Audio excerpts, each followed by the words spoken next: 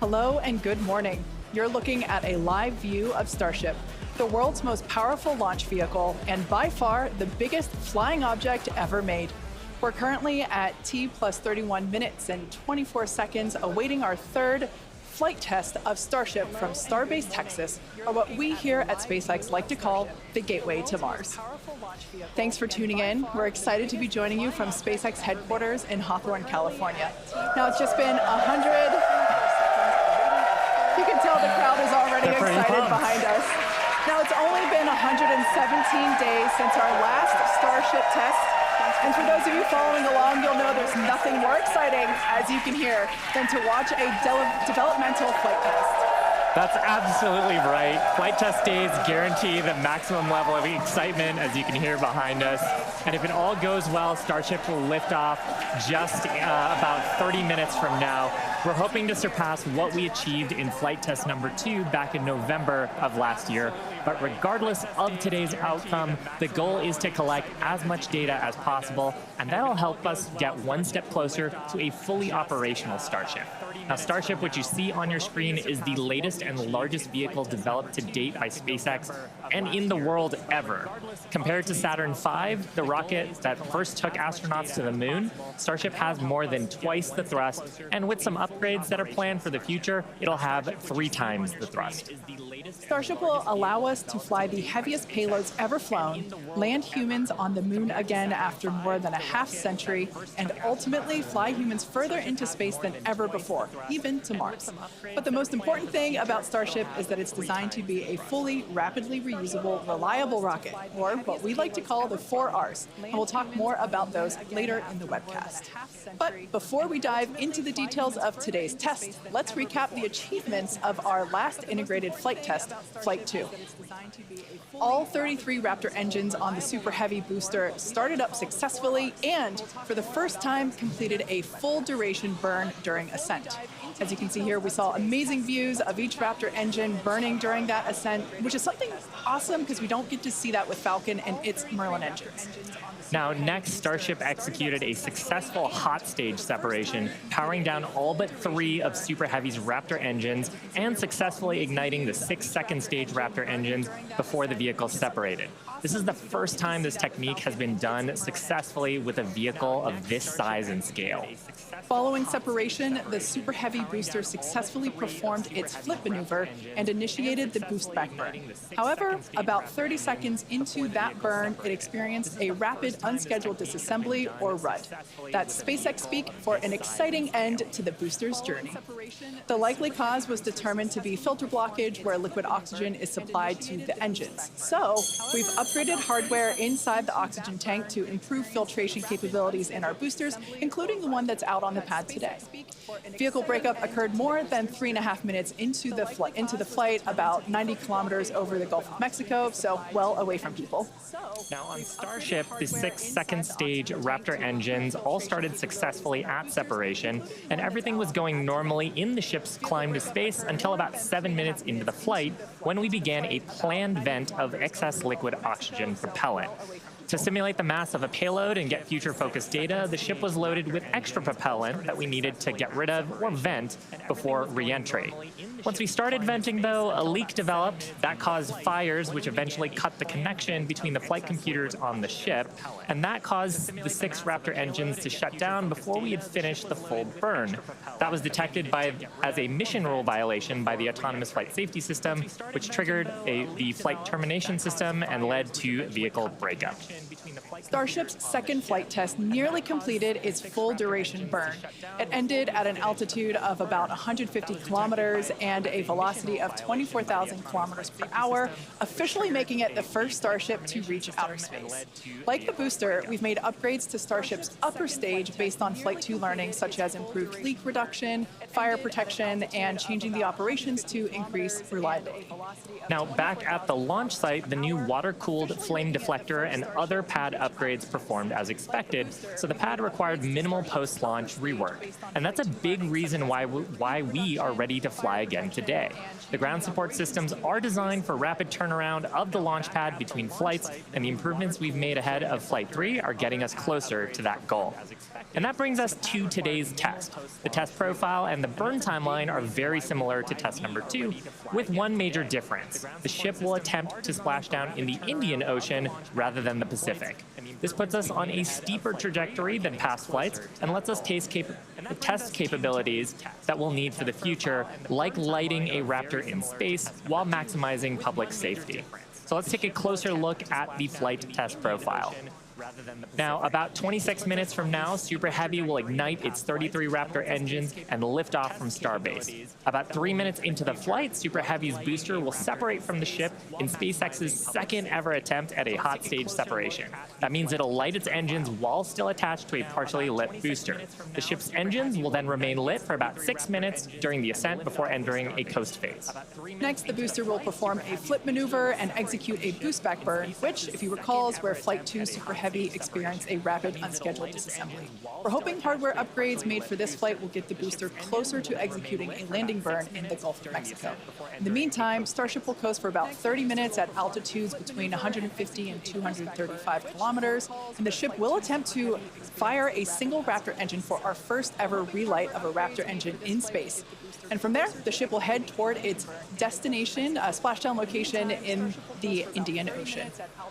Again, if we get past a successful stage separation and a full ascent burn with the upper stage, it will be at an added altitude and trajectory below orbital, meaning Starship won't have to fire its Raptor engines for a deorbit burn, and it will naturally come back into the atmosphere no matter what. Now, meanwhile, the Super Heavy is going to attempt a landing burn before splashing down into the Gulf. And while we are going to practice a landing, we aren't planning to recover any of the hardware from Super Heavy or the ship on this flight. Now, with the exception of Falcon, this is no different from what happens with most rockets flying today that are expended or fall into the ocean after they complete their mission. Eventually, though, we will land and recover Starship boosters and ships, just as we do with Falcon 9 and Heavy boosters, where we've recovered 283 to date. Starship's rapid reusability is key as we begin missions to the moon and beyond. Even though recovery is not planned, the telemetry and data we receive all the way to the end is what we're looking for, particularly with regard to the ship's temperatures during re-entry and how the heat shield will perform. The data that we gather today, of course, will help us continue to build a rapidly reusable Starship for the future. Now, much like our first 2 flight tests, today also still just a test. Our goal is to gather data to continue iterating and ultimately improve Starship. That's exactly right. The primary goal for Flight 1 was to clear the pad, and we did that and got a lot of great data that helped us improve the vehicle and the pad infrastructure that you see today. The primary goal of Flight 2 was to get all the way to stage separation, which we did, and even got a little extra. For Flight 3, we've added some ambitious tests highlighted by an attempt to transfer several tons of propellant between the tanks inside Starship itself, as well as the first ever relight of a Raptor engine in space and the opening and closing of Starship's payload door. When Starship takes astronauts to the lunar surface as part of NASA's Artemis program, it will be refilled in space by a Starship tanker spacecraft before boosting itself into a lunar orbit, like you see here. Transferring a large amount of cryogenic liquid in space has never been done by anyone, ever.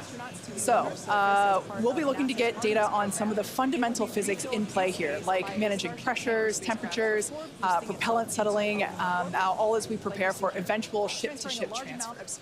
The ability to refill starships once in orbit will be critical for landing on the moon and is a key technology for enabling deep space exploration and ultimately flights to Mars. Now, we're also attempting the first ever relight of a Raptor engine in space, and we'll need that capability for future in-space maneuvers and deorbit burns. It's important to note that what we'll attempt today is not a burn required for Starship to re-enter on today's test. we are intentionally flying this new steeper trajectory so we can test things like engine relights without substantially changing where we expect to splash down.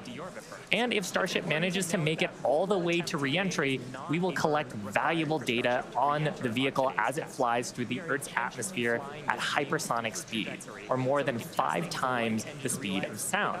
We expect it'll look something like this animation on your screen with the heat shield tiles facing down. We'll use the Earth's atmosphere to brake the vehicle and then get us into a controllable regime as we go towards splashdown. Now, we did validate Starship's ability to fly and land at subsonic speeds during our suborbital flights several years ago, and gathering data on the aspects like heating and vehicle control while we're traveling way faster will become critical to eventually bringing Starships back from space for rapid reuse. We'll also attempt to open and close Starship's payload door for the very first time, a capability that we'll need when Starship starts flying our next generation Starlink satellites. And there you can see an animation of what that will look like as the satellites are deployed one by one through a slot near the top of the spacecraft. So at this point in time, we are approaching T-minus 21 minutes until liftoff. Let's check in with Dan for a countdown update. And there you can see an animation of what that will look like. Hey, thanks, Kate. Hey, everybody. I'm Dan Hewitt. Good morning. Welcome to Starbase. I'm coming to you from the Raptor's Nest, where I'm here with some of our flight controllers, also our Pad Red team. We're just behind the Mega Bay. Those are our super heavy boosters right behind me, getting ready for the next 4 flights after this one. So we're looking to launch a lot this year. Countdown has been pretty clean so far. We're not tracking any issues that are gating us on the hardware side and the vehicle side from that on-time liftoff at 8:25 a.m. Central Time. That's our T0 right now. We primarily shifted later as we were just working to clear the range. The other big watch item today is going to be the winds. The winds have started to pick up. We're still looking to be below our limits, but there could be a hold at T-minus 40 seconds just to make sure that the winds are acceptable before we go. We are actively loading propellant on board the vehicle. You can see by the frost line starting to build up. Looks like we're about 80% on the ship main tanks right now, and a little over 60% on the booster. Now, Starship uses liquid methane as its fuel, liquid oxygen as its oxidizer. Both of those get cooled down to cryogenic temperatures, so several hundred degrees below zero. And if you followed along with our previous 2 flight tests, the prop load timeline today looks a little bit different. Those first flight tests, it took us about 90 minutes to load all of the prop on board, but since the second flight, we made some pretty significant upgrades to make that time shorter. We added some additional fuel and LOX pumps just to increase our capacity. We expanded the number of heat exchangers and installed a dedicated fill drain line for each stage, but they were sharing one before. Now they each have their own. That's just that main pathway to get the propellant to the vehicle.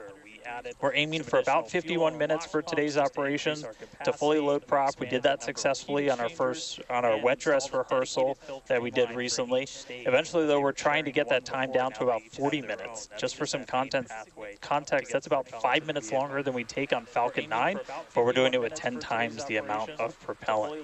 Now, the propellant load on ship started at about T-minus 53 minutes, booster right around T-minus 42 minutes.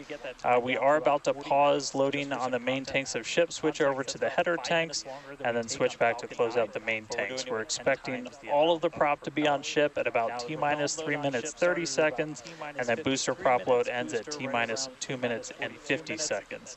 Now, our final countdown and startup sequence is going to be the same as Flight 2. We already tested this on this booster when we did its static fire.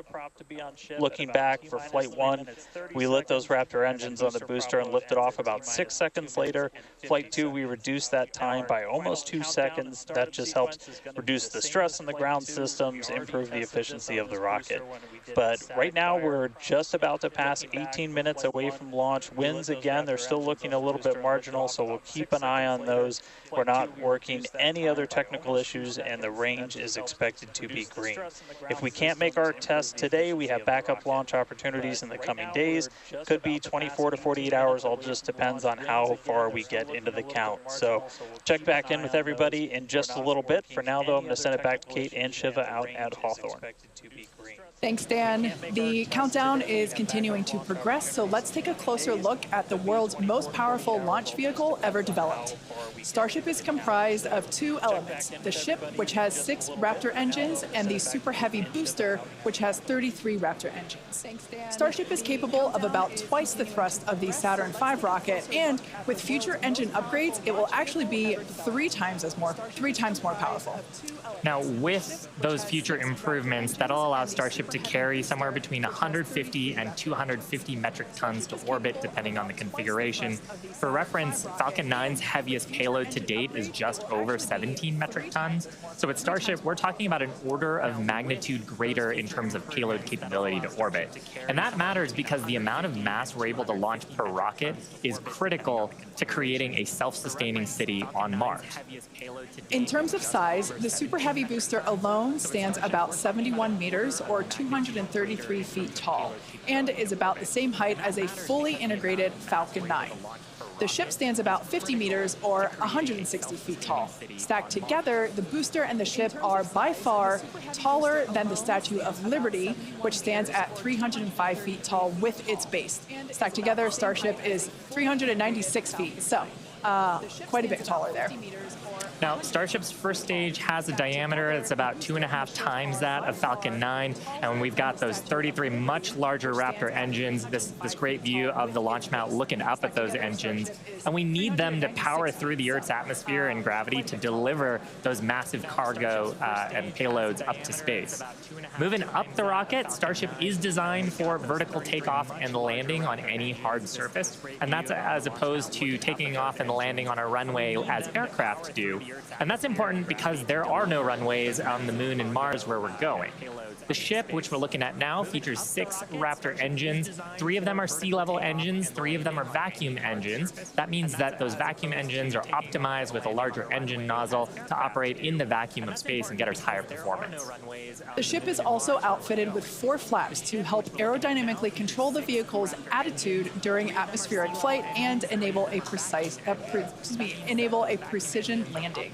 The body of Starship is also wrapped in a heat shield made up of 18,000 hexagonal ceramic tiles. Those are designed to insulate the vehicle during atmospheric entry, where temperatures can be as high as 2,600 degrees Fahrenheit. One of our test objectives today is to verify how Starship systems and thermal protection system tiles perform during reentry. And in between the first and second stages is our hot stage, which is critical for our newest separation technique, which we saw in action during Flight Test 2. Yeah, that was a pretty exciting first for our team. Hot staging had never been done before as part of a reusable space transportation system, let alone on a vehicle with the size and power of Starship. Now, at about liftoff plus 2.5 minutes, the booster shut down most of its 33 engines, leaving just 3 of them running. And then the ship simultaneously ignited all 6 of its engines. Some clamps separated, and the ship thrusted away. That was the first in-flight test of the heat shield, and we were able to gather a ton of valuable data about hot staging. We maximized the vehicle's performance by leaving 3 first-stage engines on, so gravity can't rob us of precious velocity, or at least not as much. Hot staging also helps to ensure the ship's liquid propellants are at the bottom of the propellant tanks, which is where we need them to be in order to quickly light the ship's engines. It also reduces risk at stage separation because it creates a passive staging system so that physics will be doing the work instead of mechanical parts pushing the 2 stages away from each other. Ultimately, hot staging could increase Starship's payload to orbit capacity by 10%, which directly translates to more payload and more people to the Moon and Mars.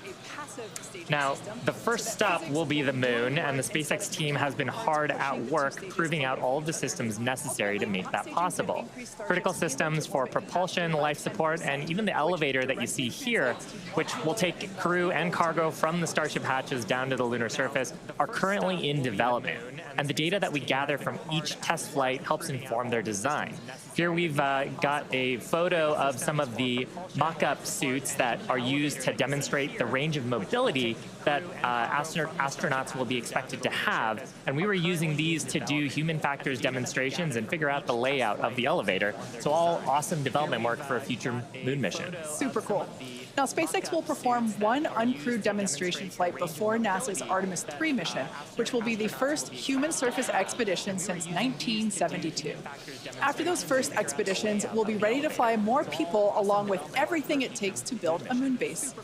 There's so much to look forward to. It's incredible that humans are finally going back to the moon.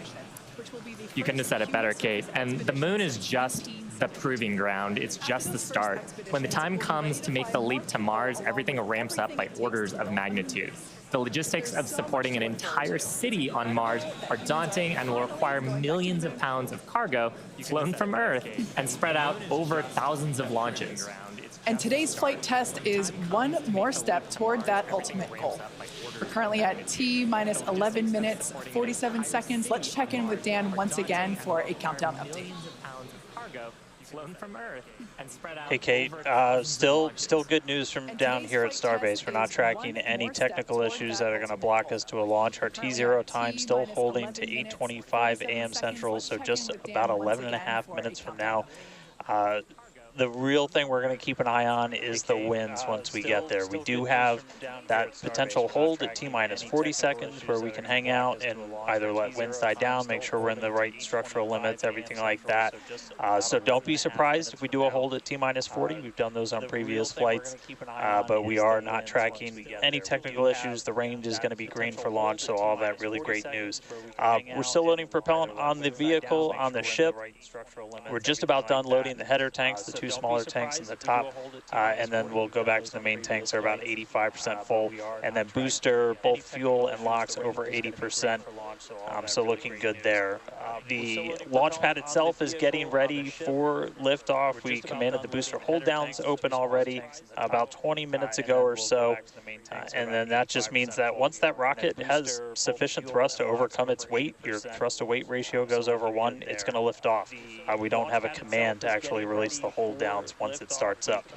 Just also a reminder, actual liftoff happens a few seconds after you see those engines ignite. So you'll see fire, and then a few seconds before Starship really starts to take to the skies. Our range team just going to keep on making sure land, sea, air are all clear as we really count down. But that's the latest.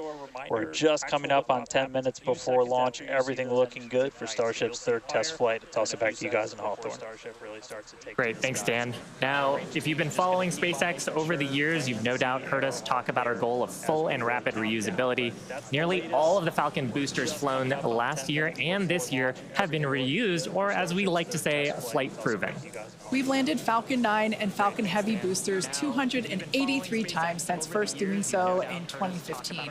And with Starship, our mission is to take reusability even further by reflying both stages with little downtime between flights. And we plan to fly as often as possible. As we mentioned earlier, rapid and complete reusability is critical to enabling routine spaceflight.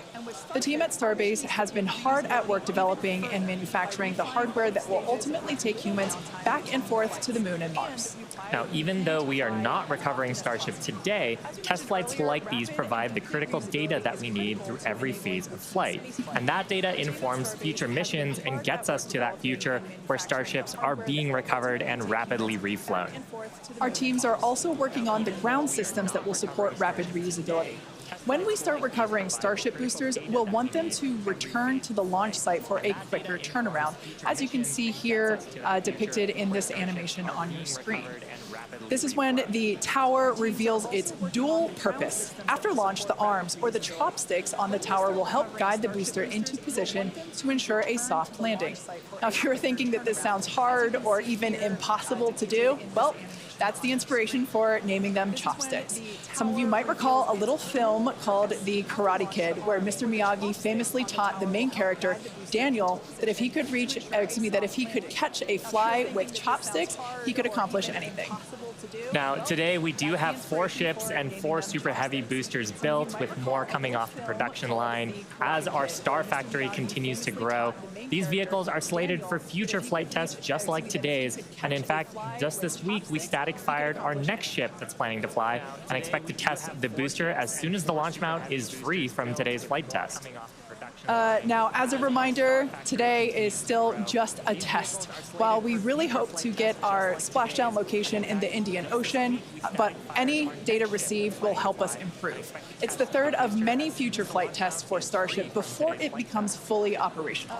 And that's the goal of flight tests. They teach us about the limits of our design and improve our understanding of the vehicle, and ultimately help us make Starship more reliable and rapidly reusable. So whatever the outcome and however far we get, we can promise excitement. And things look like they are moving fast at Starbase, and that's exactly how we like it. Yeah, Rapid exactly. Iteration is a key of SpaceX. Yeah, we've done it with all of our major innovative advancements, including Falcon, Dragon, and Starlink. We believe that if you're not failing, you're not learning and improving the design. Yeah, many of the innovations that we've developed have come from our failures, and they teach us how to avoid the perils of spaceflight. It's a tough business. But all of this testing, all of the iterative design allows us to make the design better and better to do some of the great accomplishments with reflight that we've had so far. Exactly. One of the examples that we love to talk about is the Dragon capsule, like the one located behind Shiva and I here on the mezzanine. Originally, it allows us to make the design better and better to do some of the great accomplishments. Originally, it was not designed to be reusable. We wanted to prove the initial design, and then when we brought Dragon 2 online, we had to do a lot of corrosion analysis based on flights that had splashed down and analysis on hardware received there. And now our Dragons are reusable and also rapidly at a much rapid pace than they used to be. Yeah. So, I mean, great learnings from our original Dragon to our new crew and cargo vehicles have directly improved the operations, and they've helped us change our understanding of what's possible when it comes to rocket and spacecraft reusability. Now, we're just under T-minus 6 minutes, so I think it's another good time to check in with Dan for the rest of terminal count. How are we looking, Dan? Directly improve the operations.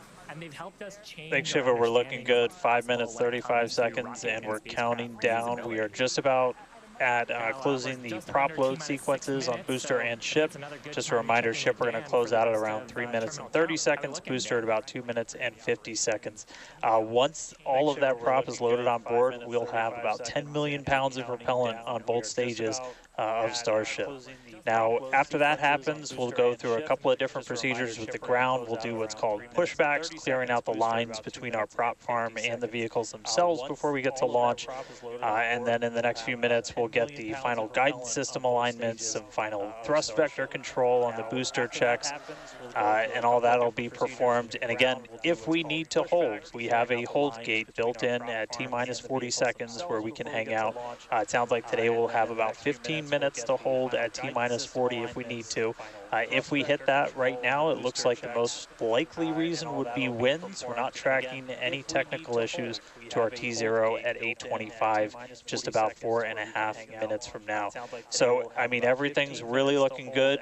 The booster's almost at full frosty, so we'll see that close out in just a couple of minutes. But we're getting really close to flight, guys. To our T0 at 8:25. The excitement is definitely growing here in Hawthorne, SpaceX headquarters. There is a large crowd gathering. You might hear them cheering occasionally. Now, Dan mentioned a good point about the holds. We have an opportunity to today hold for a few minutes. And this is a really cool thing about Starship. And we don't have this opportunity with Falcon or Falcon Heavy.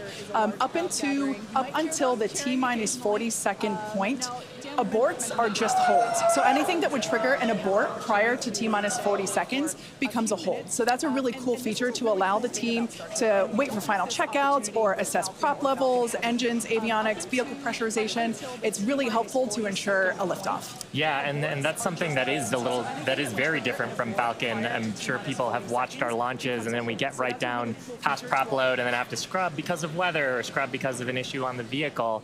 And we don't have the same constraints on our propellant and our system with Starship, which gives us more availability in the window. And sometimes that's all you need. Sometimes the winds dip just enough where you can launch the rocket safely And otherwise, if you didn't have that ability to hold a few minutes, you might miss that window and then have to recycle to another day. Yeah, exactly, which is kind of like today. Like we mentioned earlier, winds are the thing that we are watching, so good news there. So we are still continuing to progress. We're looking at liftoff in just under almost 2.5 minutes from now.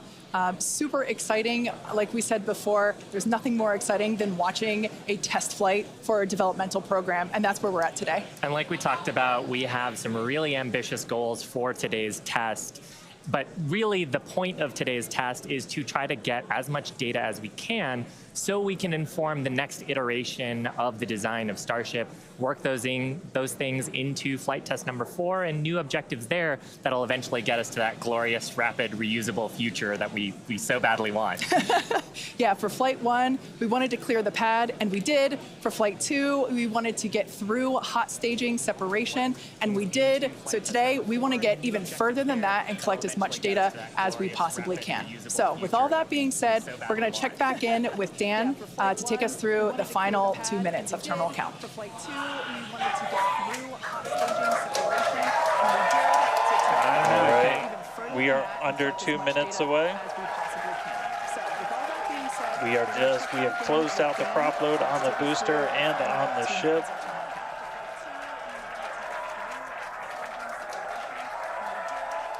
And we're starting to hear some good news that it looks like winds are not going to hold us up, so there's a good chance we blow right through that 40-second hold. So we're about 1 minute and 20 seconds away. Just walking you through one last time, we're going to see the engines ignite about 4 seconds before we hit our T0. They're going to ignite in 3 different banks. You'll get 13 of the inners, 15 of the outers, and then the last 5 ignite just 2 minutes before T0. And then after that, the quick disconnect will retract. The engines will start to throttle up, and then we'll see liftoff about 1.5 seconds after T0. So we're under 1 minute away. Don't be shocked if we hold at 40 seconds before, but it sounds like the winds are cooperating today. And we'll be able to move right past that, not tracking any other technical issues that could hold us. Past our QD vent gate. We're under 1 minute away. Don't be shocked if we hold at 40 seconds before. Through the QD vent gate, past the 40-second hold. Go for launch. Flight Director Ty Huntington telling the team we are go for launch. So 20 seconds to go. Let's listen in. T-minus 10, 9, 8, 7, 6, 5, 4, 3, 2, 1.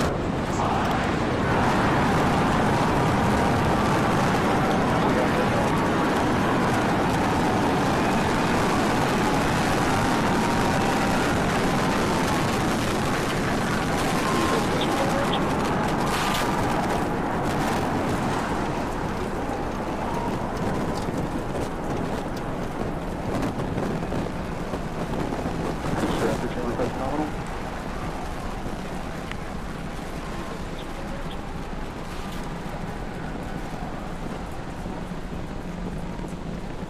30 seconds into flight, we are feeling the rumble. We are seeing 33 out of 33 Raptor engines ignited on the Super Heavy booster. Booster and ship, avionics, power, and telemetry nominal. Acquisition of signal, Corpus Christi. 30 seconds into continuing to get good call outs. Our trajectory looking nominal, systems looking nominal. Just amazing to see all 33 lit up once again.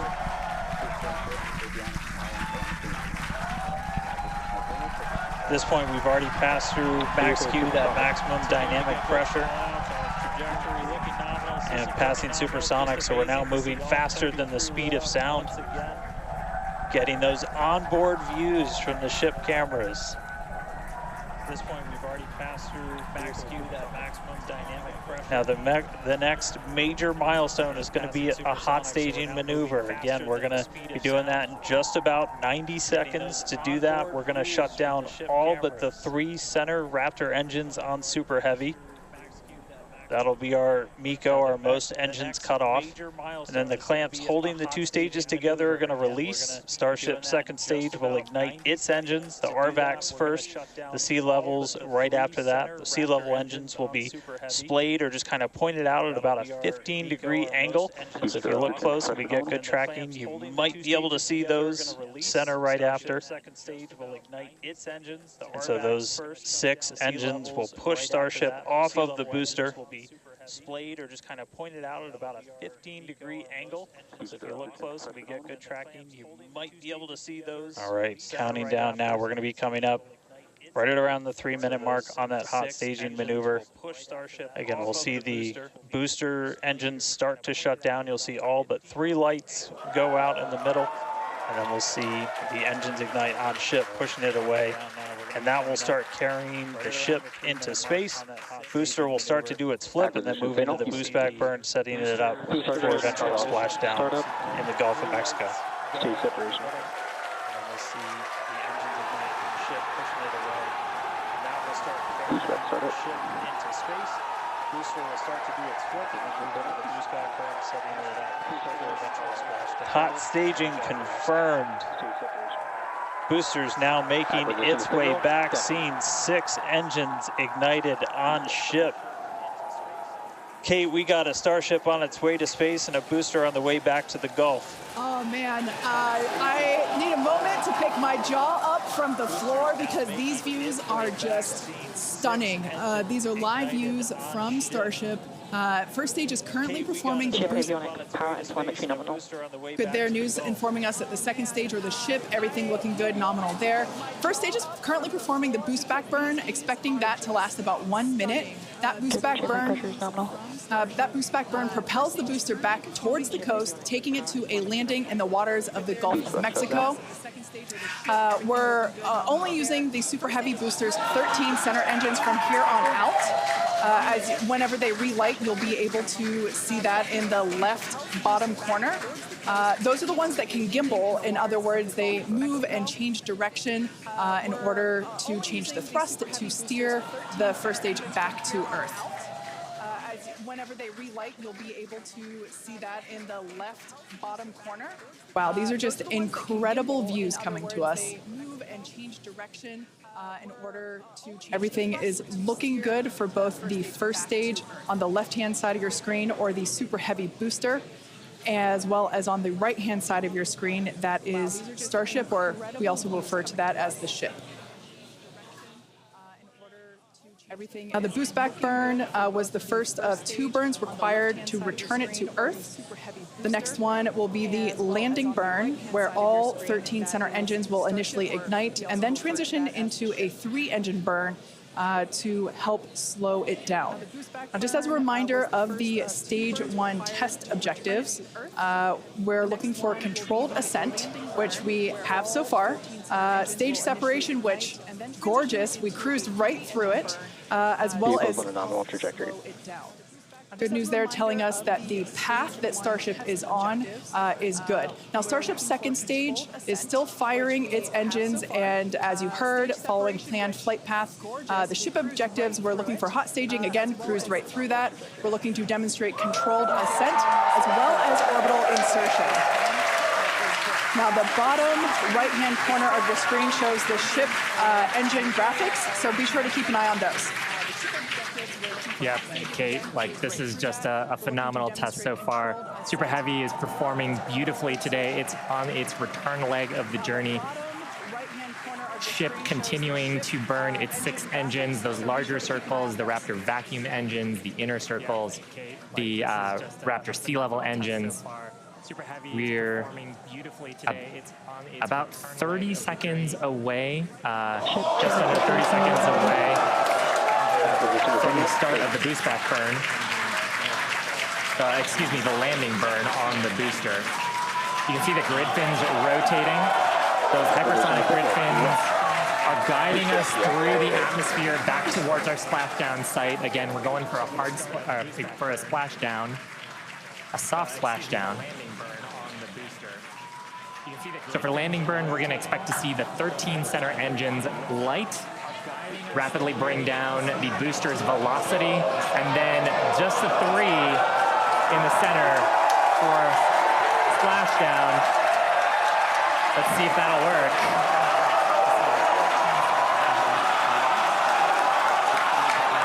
We're getting a few engines.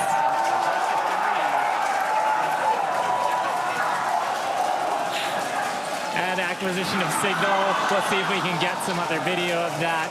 Now, this is a test objective today. It is still something that we're attempting to learn. And to make it that far, to demonstrate the controlled re-entry up to that point is pretty darn good. Ship continuing to look nominal with its ascent burn. This burn lasting about 6 minutes total. And to make it that far, to demonstrate the control. And we're expecting that this burn will end just after T+8 minutes, about a minute from now. So far, though, I mean, congrats to the team. Making it this far is farther than we've gone on Flight 2. Just wonderful views and great engine performance from the vehicles. Just after T+8 minutes, about a minute from now. So far, though, I mean, so far we've hit controlled ascent. We're in the middle of that right now. We demonstrated the hot staging. Kate, as you said, cruised through that. We demonstrated controlled entry of the booster. Just stopped a little short of the engine relight, but hey, that's something we can learn for the next one. Yeah. Now that view that we just had moments ago was a live shot of Star Command. There you see it again. This is our Mission Control Center at Starbase, where vehicle operators are standing by. Now the next milestone coming up is in less than a minute. At that point, ship will, or I'm sorry, actually it already has. Engine cut off. There we go.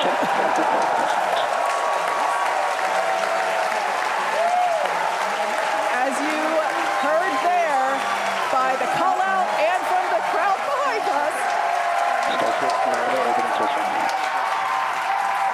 Starship's 6 Raptor engines have successfully shut down.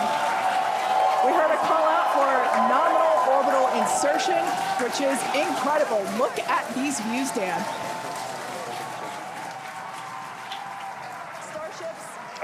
I'm just completely blown away right now.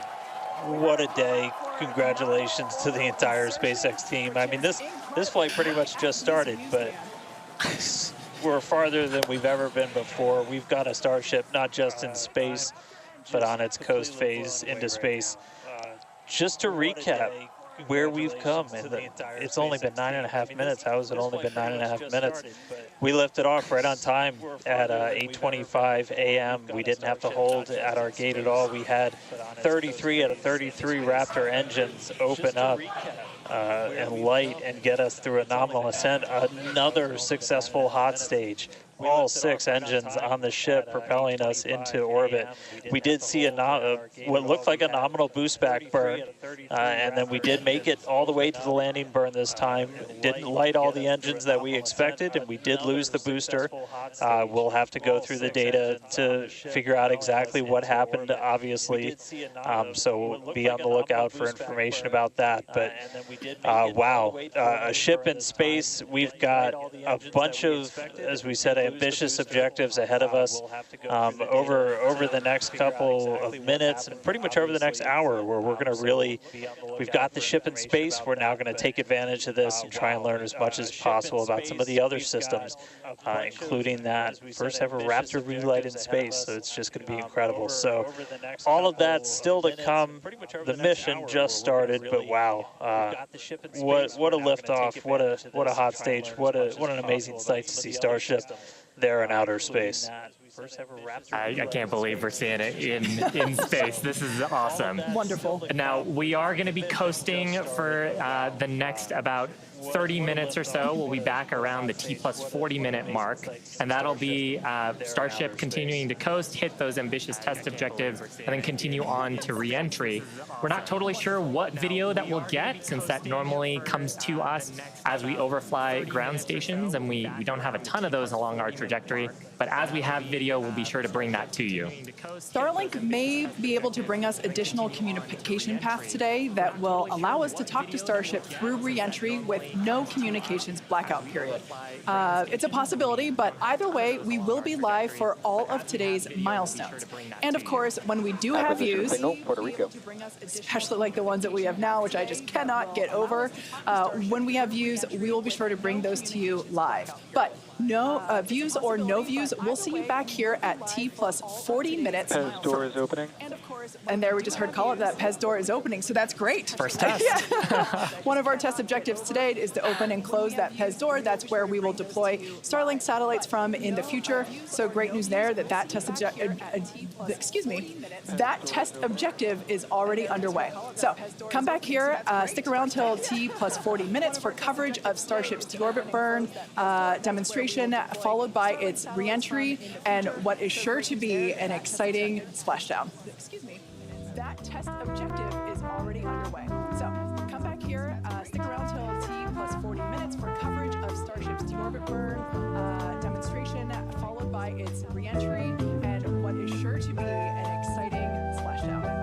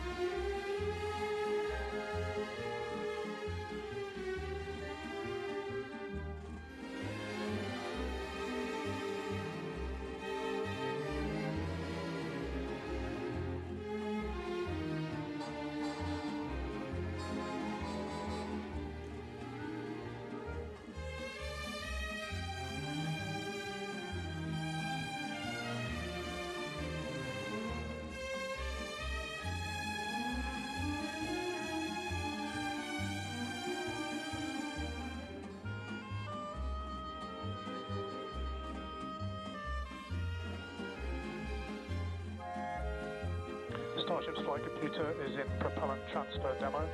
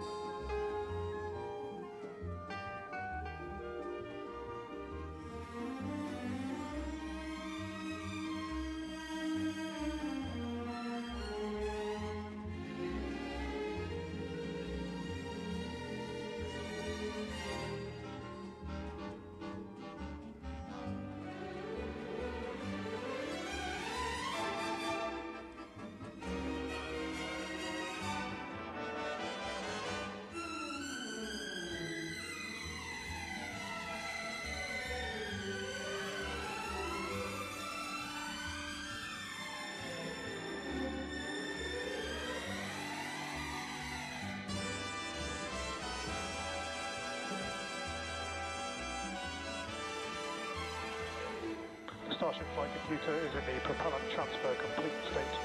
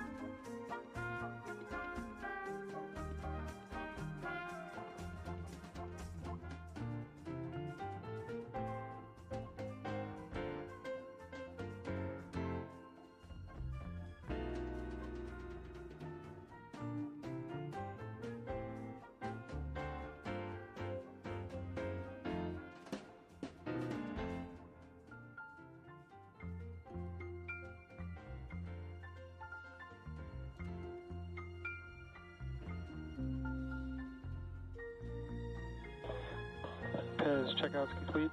Door is closing.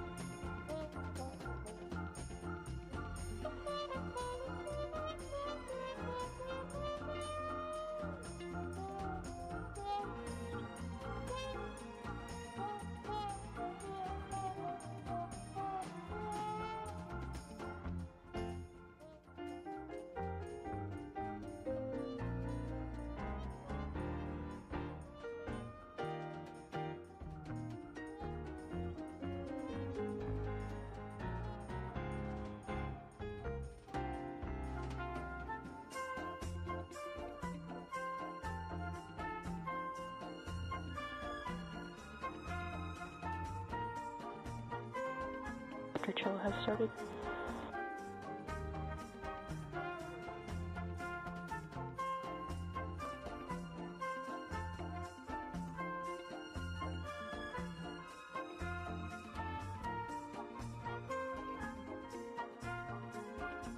Control has started.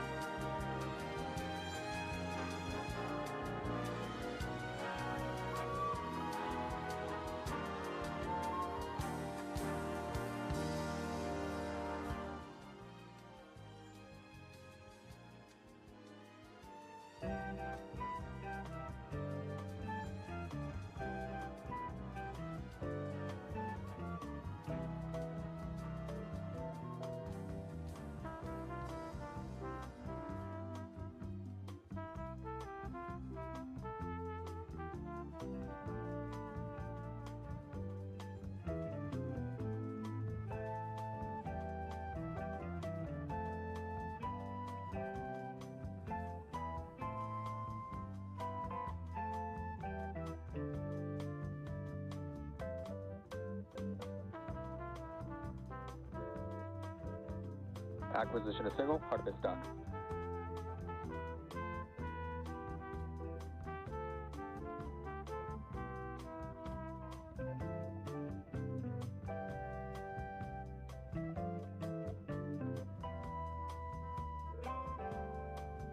Acquisition of signal, Artemis dock.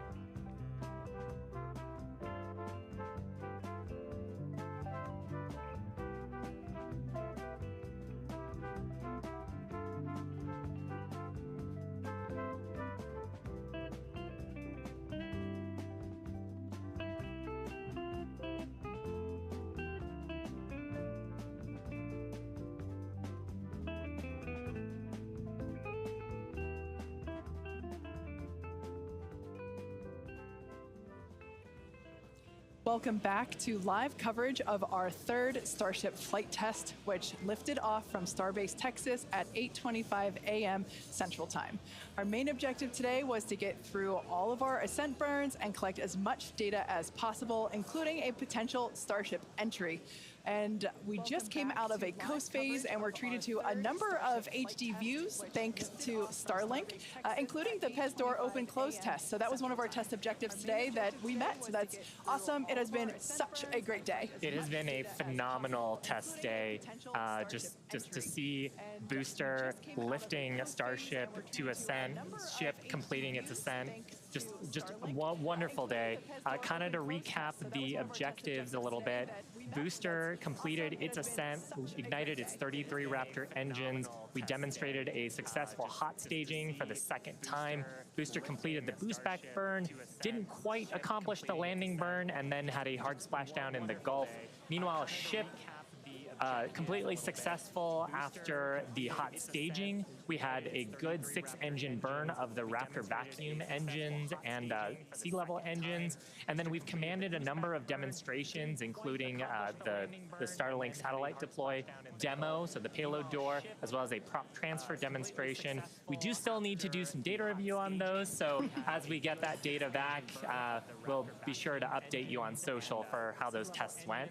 We are coming up on our next major milestones, which is an in-space relight of our Raptor engine for the first time, followed by re-entry and then landing in the Indian Ocean. Incredible. So as we get that data back, Yeah, that's right, guys. We should be just about 40 seconds away, 40 or 50 seconds away if we do this relight demo. Do want to stress this is not a deorbit burn. In fact, it's actually going to function a little bit opposite of a deorbit burn. We're going to be raising our perigee with this burn for the lowest point of our orbit. This is just to demonstrate that we can relight a Raptor engine on ship while it's gone through a coast, while it's in outer space, while it's in microgravity. All of the different complexities that come with lighting this engine again after it's already done an ascent burn, but you're now coasting through space.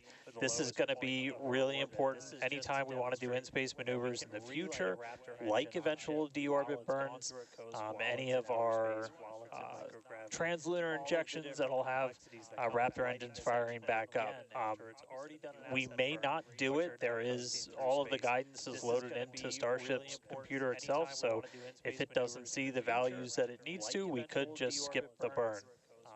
So we are waiting to find out if that's going to happen or not. If it doesn't, as we said in the beginning, we're on a pretty steep trajectory that we are coming home no matter what, regardless of doing a burn. This was done just so we can really, we're in a trajectory that's really not super susceptible to delta V changes in velocity. If we were to do a burn, we've got a pretty concise footprint in the Indian Ocean that we're going to be targeting for splashdown today. It does sound like we are skipping past the on-orbit relight demo this time. Again, we'll confirm all of this through our post-flight data review, but it did sound like we did pass through that burn. So now that's going to start setting us up for re-entry. It does sound like we are skipping past. Yeah, that's exactly right. So coming up next around T plus 49 minutes is Starship re-entry. Now, this is typically a portion of flight where we don't have communications with spacecraft because they're re-entering the Earth's atmosphere at or around orbital velocity, about 8 kilometers per second or roughly 5 miles per second. Super fast. Now, at those speeds, the spacecraft's interaction with the atmosphere results in friction and creates a plasma field around the vehicle. That blanket of plasma distorts communication frequencies, so we're basically left with a brief communications blackout. Now, we might get some telemetry back through a connection to the Tracking and Data Relay Satellite System, also known as TDRS. But if the plasma doesn't entirely block it, that connection will be frequency. So we're basically left with a brief communications blackout. Now, we might get some telemetry. A very slow data rate and definitely too slow for any video. But that's why Starship and Starlink are a great partnership. Starship is so big that it will leave a wake or a hole in the plasma field as it flies through an atmosphere. You can think of a wake kind of like when you see a boat going through the ocean. It sort of leaves a trail behind it. There's some of those great views from Starlink, giving us views of Starship's onboard videos. And so we're hoping that the Starlink on board will let us, just like we're seeing these videos now, see through that plasma field by maintaining a continuous communication lock with the satellites on orbit through the wake that Starship leaves behind. Now, this is only the second time that we're testing Starlink during re-entry, so even though we do have these great visuals now, don't be surprised if we manage to get some signal hiccups through. We're still learning about what that wake will actually look like in practice and whether we're through the wake that Starship leaves behind, able to get that live, continuous, high-speed data during re-entry. So even though we do have these great is the payload on one of these flights, where we're putting this flight hardware in a real flight environment, trying to learn about it as much as possible. Re-entry is going to be a really critical phase of flight. We really want to know how the ship's going to perform, especially that heat shield, as we're going through the hypersonic re-entry. So if something were to go wrong during this re-entry, we want as many paths as possible to collect that information, that data, just to, again, just continually feed back into the Starship program to make each flight more reliable, more successful. Acquisition signal, Going through the hypersonic re-entry. So if something were to go wrong during this re-entry, we want as many paths as possible to collect that information, that data. Now, if Starship manages to make it all the way through re-entry, we'll collect valuable data on Starship flying through the Earth's atmosphere at hypersonic speeds, meaning more than 5, or at this point, will be more than 5 times the speed of sound. Now, if Starship manages to make it all... Now, we're watching these live views, HD views by the looks of it, thanks to Starlink. You can see that the flaps there on the ship might be actuating.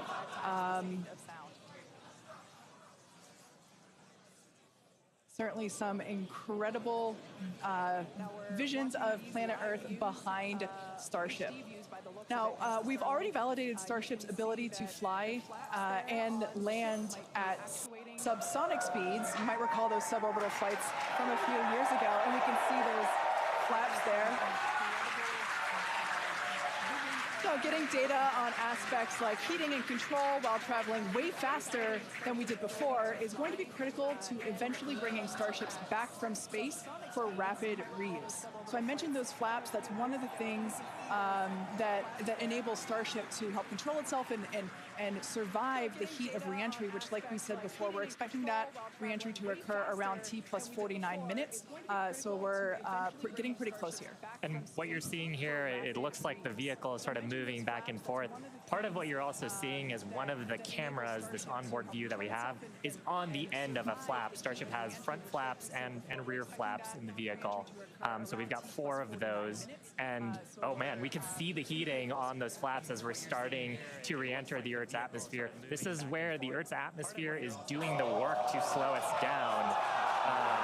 Now, like we said, this plasma field is, wow, what a view. We hope to maintain these views throughout. Starship is so big that we're hoping plasma field doesn't entirely blanket the entire vehicle. Right now, it is The work to slow us down. not. The Starlinks are Views brought to you by Starlink. Yeah, the Starlinks are still communicating and still capturing the data and the video that we see here.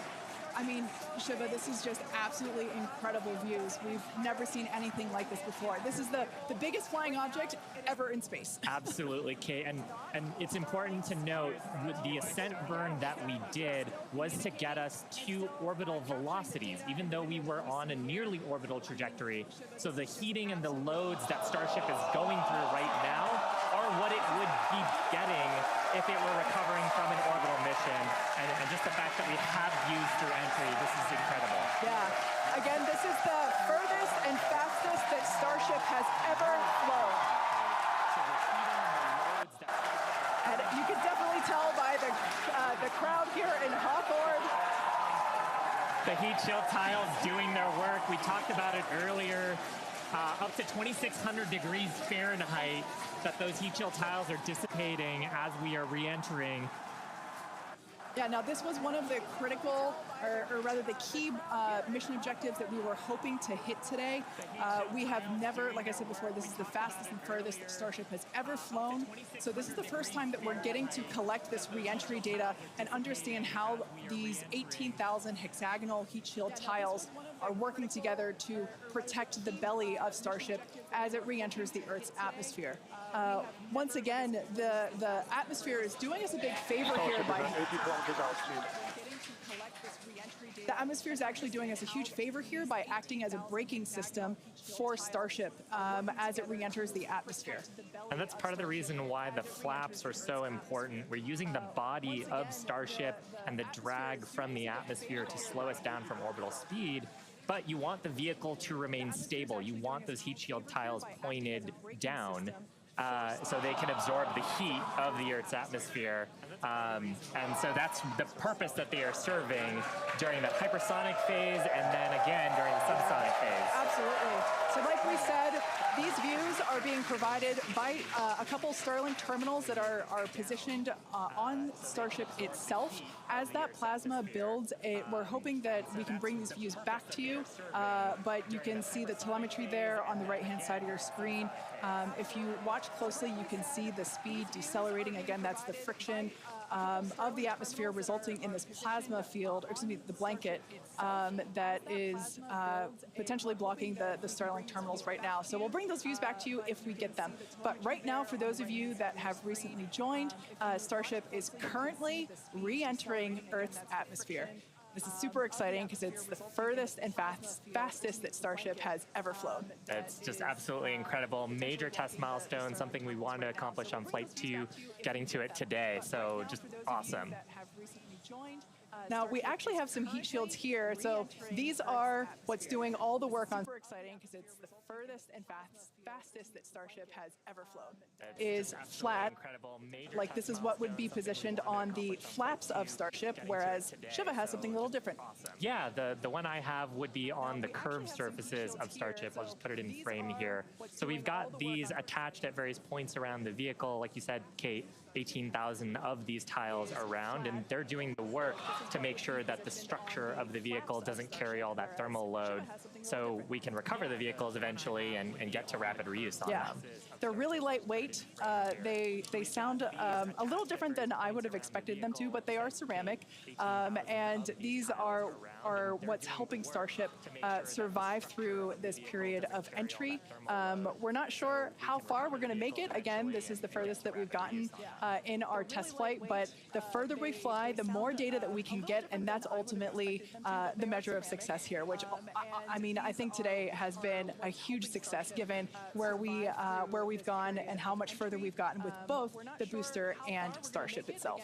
And one of the beautiful things about Starlink on board the vehicle, we were getting getting that high-speed video. High-speed video is a very high data rate, and usually video comes after you get your telemetry. So hopefully we were able to get some wonderful data throughout the entry period, which is normally something we have to wait for until after splashdown when we get that data off the data recorders. Yeah. Now, you mentioned before the flaps. Again, that the flaps are protected by the flat heat shields like I have. There are 4 of those positioned on Starship, 2 at the forward end or the top end, and 2 at the bottom or aft end. And they operate independently to aerodynamically control the vehicle's attitude or positioning during atmospheric flight and enable precise landing at the intended location. So today we are intending to splash down in the Indian Ocean, and we're hoping that we can make it that far, but regardless, it is an exciting end to what has been an exciting day. Absolutely, and I mean, we've had some tests in the past. We had suborbital campaigns where we have tested out the aerodynamic flaps at subsonic speeds, so that's below the speed of sound. At hypersonic speeds, well, supersonic speeds first, so faster than the speed of sound, and then hypersonic speeds, so that's more than 5 times the speed of sound.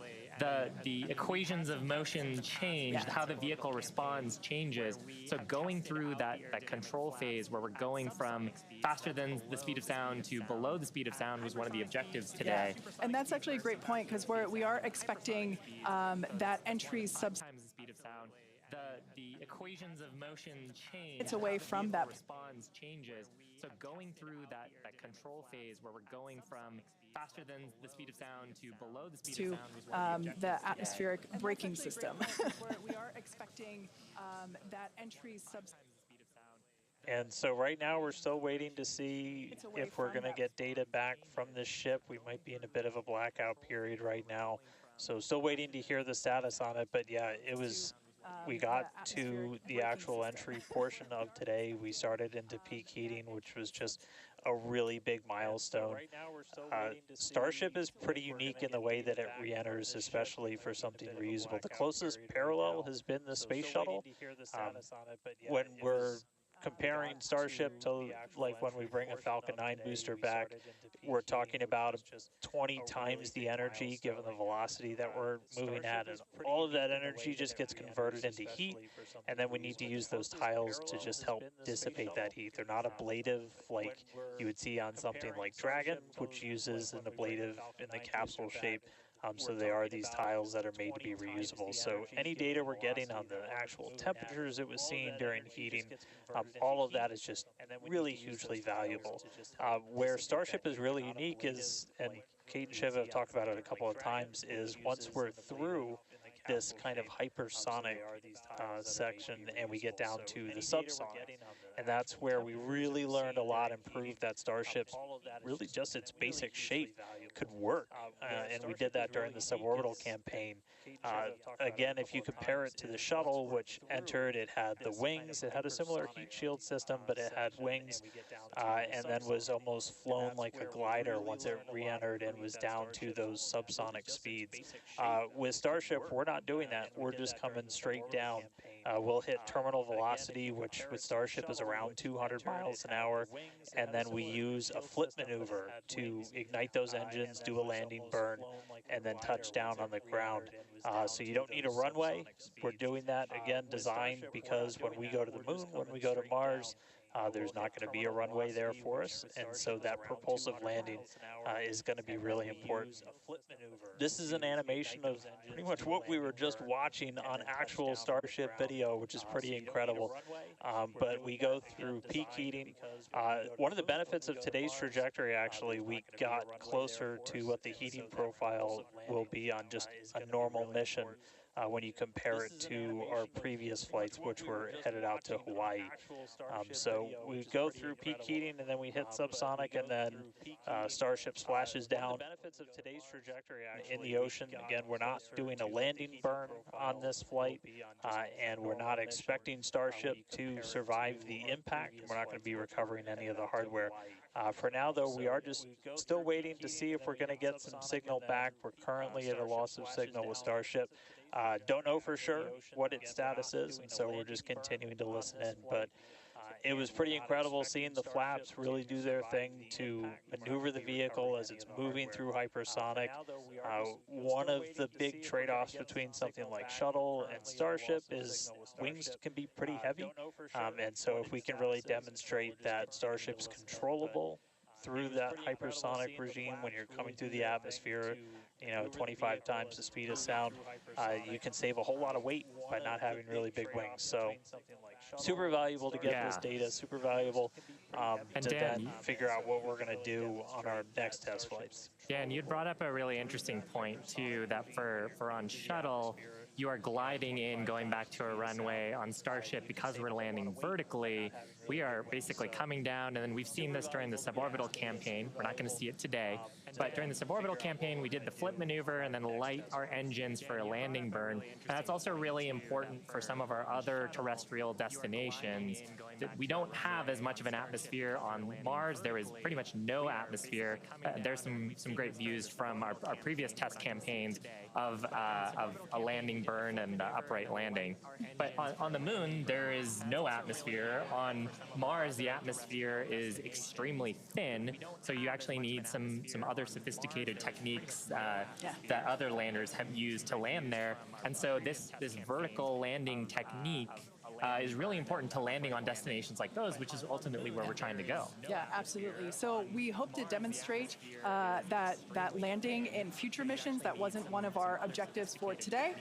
We wanted the ship to focus on opening and closing, the first demonstration of opening and closing the PEZ door, which is where we will deploy Starlink satellites from in the future, as well as gathering data on how the heat shield tiles performed during the entry period, and so far all of that has gone really well. So overall, it's been pretty great, and it's great to see how those initial tests that we performed a couple years ago for those high altitude tests allow us to see what those will look like in the future. But this piece that we're doing today of, okay, if we are coming back from orbital velocity and we're going through that entry period, that is the missing piece, right? We already figured out how to land once the ship gets to a certain velocity or altitude, and it's really this piece that we were trying to figure out today. How do we get Starship to survive orbital velocity, atmospheric entry, and going through that entry. We hope to find out soon. Yeah, I mean, we talked about rapid iteration and how we do design. Part of our philosophy is testing early and often and trying to test in a way that is as flight-like as possible. But there's only so much you can do in a chamber where you're trying to simulate the atmosphere in a laboratory. So there's nothing quite like when the heat shield tile hits the atmosphere in flight to gather that wonderful data and prove out some of the analyses and probably teach us a bunch of things that we didn't quite get right. For sure. And obviously, for those of you that have been watching along in a laboratory, so there's nothing quite like when the heat shield with us. Those were incredible views to see. Gather that wonderful data and prove out Earth's atmosphere, and that resulted in some plasma. So as Dan said before, we believe that we're in a bit of a blackout period at the moment. We are expecting the vehicle, if it's still alive, we would be expecting the vehicle to be approaching subsonic or slower than the speed of sound speeds in 3 minutes, 3.5 minutes from now. So if it's still up there in one piece, it still has a way to go. We're not there just yet, but we saw that plasma field building up around the exterior, which can blanket the entire vehicle as it does with all of our Dragon missions, and we're at a loss for 3 minutes, 3.5 minutes from now for telemetry at that point in time. Yeah, so Dan's seen a lot of those with Dragon missions that he's supported. Yeah, absolutely. Building up around the exterior, which can and we are hearing through some of the telemetry that we did. It did look like we lost Starlink and our TDRS data flow at the exact same time. Now, if both of those signals are cutting out at the exact same time, that could mean we lost the ship. It has been several minutes since we've gotten any data from Starship. We are waiting just a couple more minutes just to see if we can get any additional confirmation, but that is one data data point that we're tracking, and that could indicate that we had a loss or a breakup of the ship during that re-entry. So might not make it all the way to splashdown today, but we were able to get through the early phases of re-entry, hit some of that peak heating, which was just really incredible to see a Starship coming back from space after getting all those views from space for the very first time. So we'll just keep on listening in on the loops here, see if we hear anything over the next couple of minutes, and that might bring a close to a pretty successful day so far. So again, we did lose the TDRS, that's the tracking and data relay satellite. That's the satellite system that pretty much every spacecraft operating in orbit right now will use to get data. We were able to get some signal through that, and then we were also getting data back through Starlink. The TDRS, that's the tracking and data relay satellite. Live view here of mission control down at Starbase. So these are all the folks who are experts on the various different systems, taking a look at the live data that we did have. Probably in mission mode still, Yeah, but absolutely. It would be so tough to stay focused with what an exciting day we've had today. Yeah, to quote Monty Python, I'm not dead yet. We don't know, as Dan said. We did lose connection with TDRS, which is the tracking and data relay satellite system, and Starlink at the same time. So it is a realistic possibility that we lost Starship, which honestly was always on the table. We didn't know how far it was going to get. The further we could fly and the more data we could collect was always the biggest win. And so regardless of, if we did lose the vehicle and we are not able to, make it all the way to our intended splashdown, note that we weren't intending to recover this vehicle, either vehicle, the Super Heavy booster nor the Starship. We weren't intending to recover either of them. They were both going to basically hit at terminal velocity and break up upon contact with the surface of the ocean. So we're standing by to hear whether or not we are going to be able to get telemetry readings back, but we are possibly anticipating news that we lost Starship due to basically a double blackout from TDRS and Starship data at the same time. But this is, it's worth mentioning, this is the first time that we have come back at these speeds Absolutely. in any of the test flights that we've done so far with Starship. So we are trying to prove out that the heat shield works as intended, that the controllability at those hypersonic speeds works as intended. So if we were able to get back any data on that, that means the next version, what happens on flight 4, 5, 6, is going to be better. We must be able to get some because we saw incredibly gorgeous high definition views of that entry period whenever it was initially starting. So we must have gotten some data today there. has been otherwise a phenomenal day. Incredible. Liftoff on time, full ignition of all of the boosters, engines, successful because we saw hot staging, and then chip took it from there. Yeah, absolutely. We were able to see the chip actually make it further as well as the booster. We were hoping that the booster would perform a soft water landing, but we lost it during just before it was able to ignite the landing burn. But the ship continued on. We saw all six Raptor engines on the ship ignite and then shut down for second engine cutoff, and we saw some amazing views as well. And it's just been certainly a day that I will be taking many screenshots and using them as my computer desktop background for, well, until the next Starship launch. When we get even better views, I'm sure. Exactly. And we also hit a number of our other ambitious test objectives. We had a chance to at least initiate the commands for a propellant transfer demo within the vehicle. This is something that Starship's going to have to do in the future, and these sort of transfers haven't been done at this scale before, so that's a first as well. We also were able to demonstrate that the payload door functions.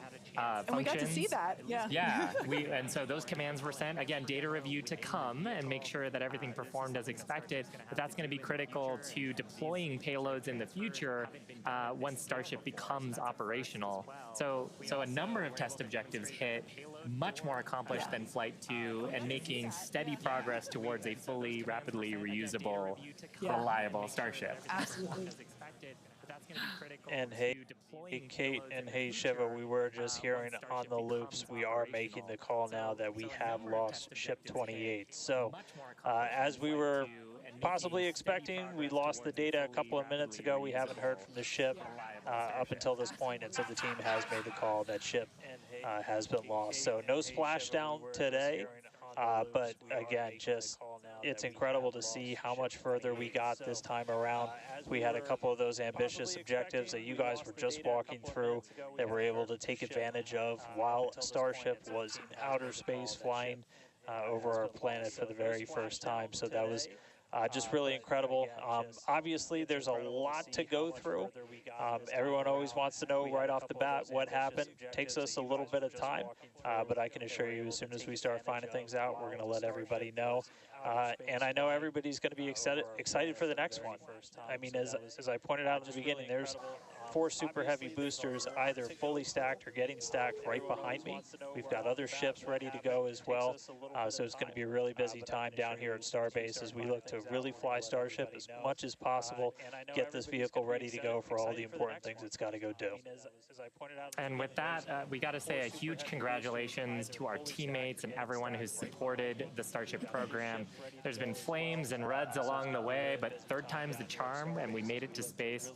We also a big thanks to all of our future customers for your support, and we want to give a big thanks to the people of Cameron County, Texas, for their support, as well as the Coast Guard and the Federal Aviation Administration. Be sure to follow the SpaceX account on X for more updates from today's test flight and future Starship tests. But before we go, we want to wish SpaceX a very happy birthday. The company was founded on this day in 2002 when it basically consisted of this small team, a carpet and a mariachi band. I don't know about you, but we're feeling 22. Also, it's Pi Day. But before we go, we want to wish SpaceX a very happy birthday. Yeah, but I mean, Pi Day is constant and never-ending, so isn't, shouldn't every day be Pi Day from now on? I mean, that's a really good point, and I think after a test like today's, we all deserve some pie. Thanks for watching, and we'll see you next time. Yeah, but I mean, Pi Day is constant and never-ending, so isn't, shouldn't every day be Pi Day from now on? I mean, that's a really good point, and I think after a test like today's, we all deserve some pie. Thanks for watching, and we'll see you next time.